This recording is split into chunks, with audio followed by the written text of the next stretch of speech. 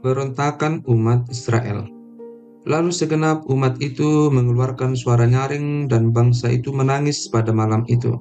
Bersungut-sungutlah semua orang Israel kepada Musa dan Harun, dan segenap umat itu berkata kepada mereka, "Ah, sekiranya kami mati di tanah Mesir atau di padang gurun ini, mengapakah Tuhan membawa kami ke negeri ini, supaya kami tewas oleh pedang dan istri serta anak-anak kami menjadi tawanan?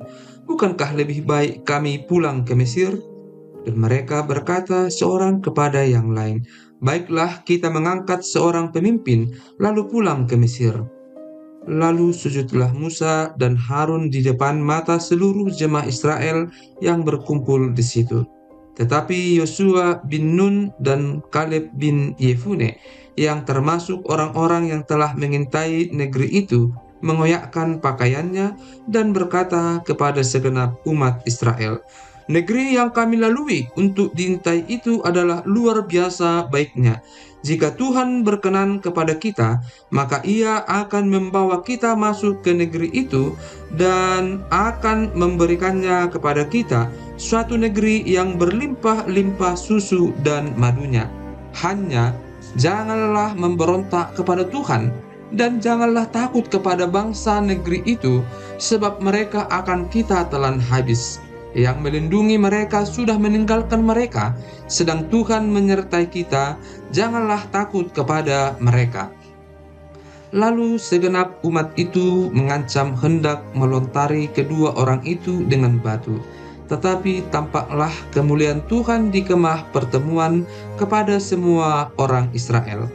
Tuhan berfirman kepada Musa, "Berapa lama lagi bangsa ini menista aku, dan berapa lama lagi mereka tidak mau percaya kepadaku, sekalipun sudah ada segala tanda mujizat yang kulakukan di tengah-tengah mereka?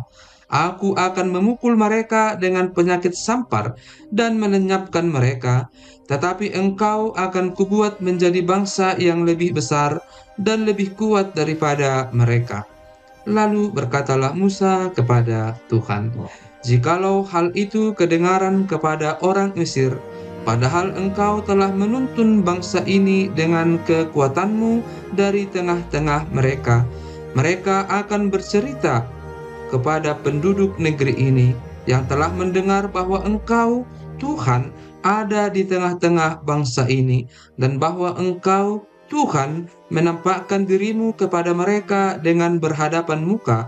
Awan-awanmu berdiri di atas mereka, dan waktu engkau berjalan mendahului mereka di dalam tiang awan pada waktu siang dan di dalam tiang api pada waktu malam.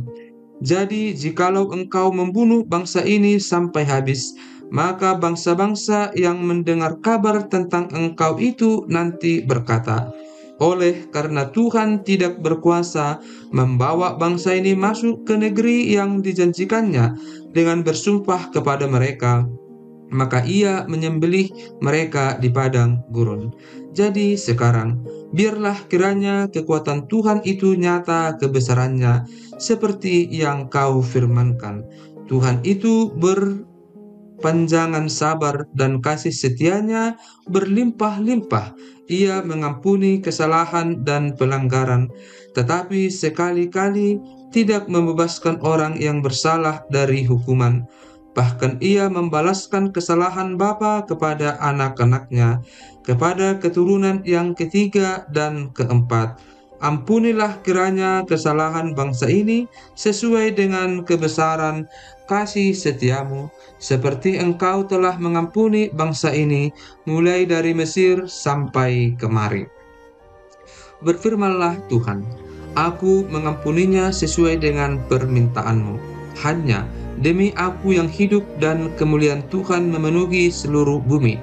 Semua orang yang telah melihat kemuliaanku dan tanda-tanda mujizat yang kuperbuat di Mesir dan di padang gurun, namun telah 10 kali mencobai aku dan tidak mau mendengarkan suaraku, pastilah tidak akan melihat negeri yang kujanjikan dengan bersumpah kepada nenek moyang mereka. Semua yang menista aku ini tidak akan melihatnya. Tetapi hambaku Kaleb, karena lain jiwa yang ada padanya, dan ia mengikut aku dengan sepenuhnya, akan kubawa masuk ke negeri yang telah dimasukinya itu, dan keturunannya akan memilikinya. Orang Amalek dan orang Kanaan diam di lembah. Sebab itu, berpalinglah besok dan berangkatlah ke padang gurun ke arah laut Teberau. Lalu berfirmanlah Tuhan kepada Musa dan Harun, "Berapa lama lagi umat yang jahat ini akan bersungut-sungut kepadaku? Segala sesuatu yang disungut-sungutkan orang Israel kepadaku telah kudengar. Katakanlah kepada mereka, demi aku yang hidup, demikianlah firman Tuhan, bahwasanya seperti yang kamu katakan di hadapanku, demikianlah akan kulakukan kepadamu. Di padang gurun ini, bangkai-bangkaimu akan berhantaran, yakni semua orang di antara kamu yang dicatat, semua tanpa terkecuali, yang berumur 20 tahun ke atas, karena kamu telah bersungut-sungut kepadaku, bahwasanya kamu ini tidak akan masuk ke negeri yang dengan mengangkat sumpah telah kujanjikan akan kuberi kamu diami, kecuali Kaleb bin Yefune dan Yosua bin Nun. Tentang anak-anakmu yang telah kamu katakan, mereka akan menjadi tawanan, merekalah yang akan kubawa masuk, supaya mereka mengenal negeri yang telah kamu hinakan itu. Tetapi mengenai kamu, bangkai-bangkaimu akan berhantaran di padang gurun ini, dan anak-anakmu akan mengembara sebagai penggembala di padang gurun 40 tahun lamanya, dan akan menanggung akibat ketidaksetiaan sampai bangkai-bangkaimu habis di padang gurun. Sesuai dengan jumlah hari yang kamu mengintai negeri itu, yakni 40 hari, satu hari dihitung 1 tahun, jadi 40 tahun lamanya kamu harus menanggung akibat kesalahanmu, supaya kamu tahu rasanya jika aku berbalik daripadamu. Aku, Tuhan, yang berkata demikian. Sesungguhnya aku akan melakukan semuanya itu kepada segenap umat yang jahat ini, yang telah bersepakat melawan aku. Di padang gurun ini mereka akan habis, dan disinilah mereka akan mati. Adapun orang-orang yang telah disuruh Musa untuk mengintai negeri itu, yang sudah pulang dan menyebabkan segenap umat itu bersungut-sungut kepada Musa dengan menyampaikan kabar busuk tentang negeri itu, orang-orang itu mati, kena tulah di hadapan Tuhan. Tetapi yang tinggal hidup dari orang-orang yang telah pergi mengintai negeri itu hanyalah Yosua bin Nun dan Kaleb bin Yefune. Serangan ke bagian selatan gagal. Setelah Musa menyampaikan perkataan ini kepada semua orang Israel, maka berkabunglah bangsa itu dengan sangat. Dan keesokan harinya, bangunlah mereka pagi-pagi hendak naik ke puncak gunung sambil berkata, "Sekarang kita hendak maju ke negeri yang difirmankan Tuhan itu. Memang kita telah berbuat dosa." Tetapi kata Musa, "Mengapakah kamu hendak melanggar titah Tuhan? Hal itu tidak akan berhasil. Janganlah maju, sebab Tuhan tidak ada di tengah-tengahmu, supaya jangan kamu dikalahkan oleh musuhmu, sebab orang Amalek dan orang Kanaan ada di sana di depanmu, dan kamu akan tewas oleh pedang. Dari sebab kamu berbalik membelakangi Tuhan, maka Tuhan tidak akan menyertai kamu." Meskipun demikian, mereka nekat naik ke puncak gunung itu, tetapi tabut perjanjian Tuhan dan Musa juga tidaklah meninggalkan tempat perkemahan.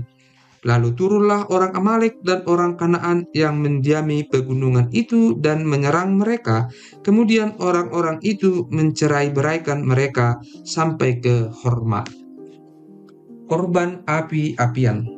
Tuhan berfirman kepada Musa, "Berbicaralah kepada orang Israel dan katakanlah kepada mereka, apabila kamu masuk ke negeri yang akan kuberikan kepadamu menjadi tempat kediamanmu, dan kamu hendak mempersembahkan korban api-apian bagi Tuhan dari lembu sapi atau kambing domba, baik korban bakaran atau korban sembelihan, baik untuk membayar suatu nazar khusus atau sebagai persembahan sukarela, atau pada waktu perayaan-perayaanmu, dan dengan demikian menyediakan bau yang menyenangkan bagi Tuhan.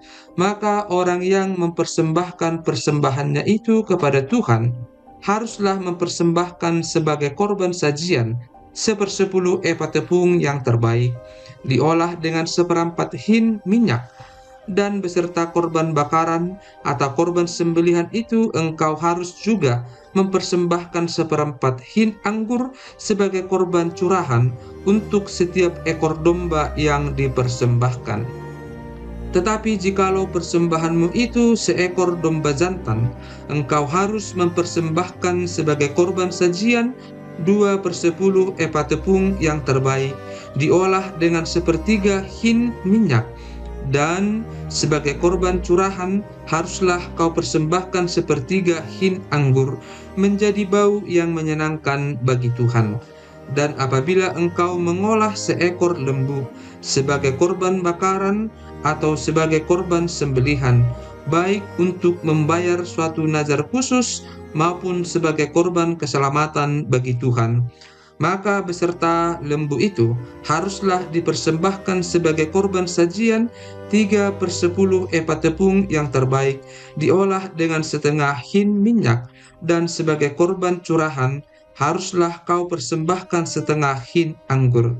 Itulah korban api-apian yang baunya menyenangkan bagi Tuhan. Demikianlah harus diperbuat untuk setiap ekor lembu, dan untuk setiap ekor domba jantan, dan untuk setiap ekor domba atau kambing. Berapapun jumlah hewan yang kamu olah, untuk setiap hewan itu harus kamu perbuat demikian juga. Setiap orang Israel asli haruslah berbuat demikian apabila ia mempersembahkan korban api-apian yang baunya menyenangkan bagi Tuhan. Dan apabila seorang asing telah menetap padamu, atau seorang lain yang tinggal di antara kamu atau di antara keturunanmu kelak, hendak mempersembahkan korban api-apian yang baunya menyenangkan bagi Tuhan, maka seperti yang kamu perbuat, demikianlah harus diperbuatnya. Mengenai jemaah itu, haruslah ada satu ketetapan bagi kamu dan bagi orang asing yang tinggal padamu. Itulah suatu ketetapan untuk selama-lamanya bagi kamu turun-temurun. Kamu dan orang asing haruslah sama di hadapan Tuhan. Satu hukum dan satu peraturan berlaku bagi kamu dan bagi orang asing yang tinggal padamu. Lagi berfirmanlah Tuhan kepada Musa, berbicaralah kepada orang Israel dan katakanlah kepada mereka, apabila kamu masuk ke negeri kemana kamu akan kubawa, maka apabila kamu makan roti hasil negeri itu, haruslah kamu mempersembahkan persembahan khusus bagi Tuhan. Tepung jelaimu yang mula-mula haruslah kamu persembahkan sebagai persembahan khusus berupa roti bundar, sama seperti persembahan khusus dari hasil tempat pengerikanmu. Demikianlah harus kamu mempersembahkannya. Dari tepung jelaimu yang mula-mula haruslah kamu menyerahkan persembahan khusus kepada Tuhan turun-temurun. Dosa yang tidak disengaja.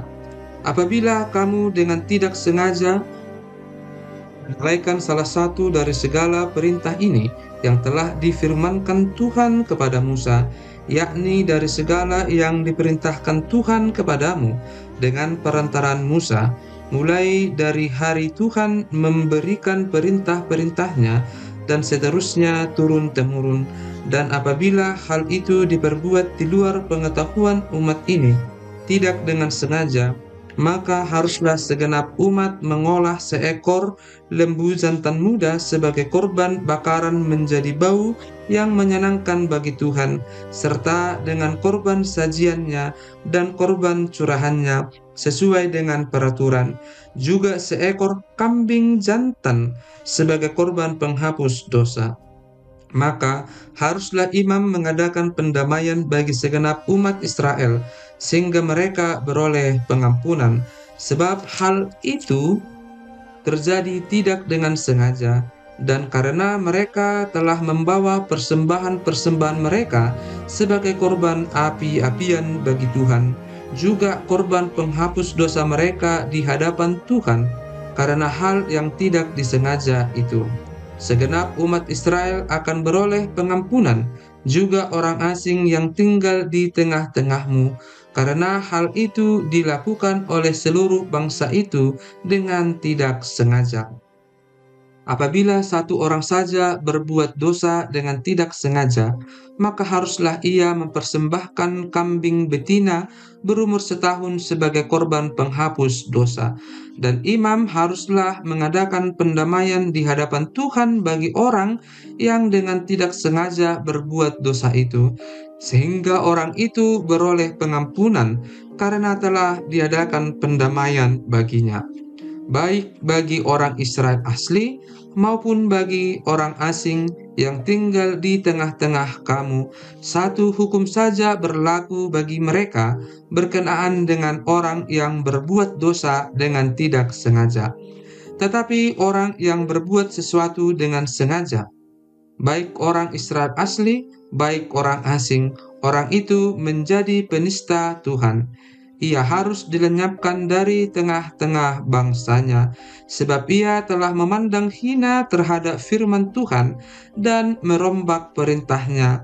Pastilah orang itu dilenyapkan, kesalahannya akan tertimpa atasnya. Orang yang melanggar peraturan Sabat.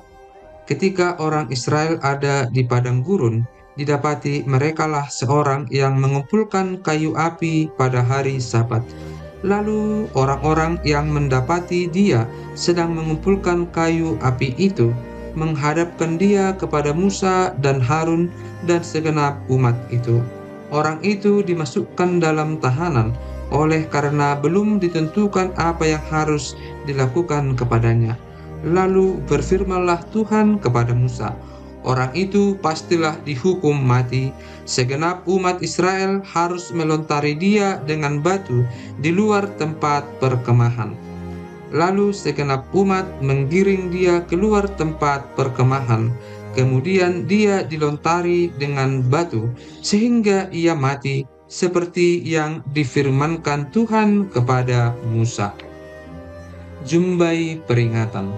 Tuhan berfirman kepada Musa, "Berbicaralah kepada orang Israel dan katakanlah kepada mereka bahwa mereka harus membuat zumbai-zumbai pada punca baju mereka turun-temurun, dan dalam zumbai-zumbai punca itu haruslah dibubuh benang ungu kebiru-biruan. Maka zumbai itu akan mengingatkan kamu apabila kamu melihatnya kepada segala perintah Tuhan, sehingga kamu melakukannya dan tidak lagi menuruti hatimu atau matamu sendiri, seperti biasa kamu perbuat dalam ketidaksetiaanmu terhadap Tuhan. Maksudnya supaya kamu mengingat dan melakukan segala perintahku dan menjadi kudus bagi Allahmu.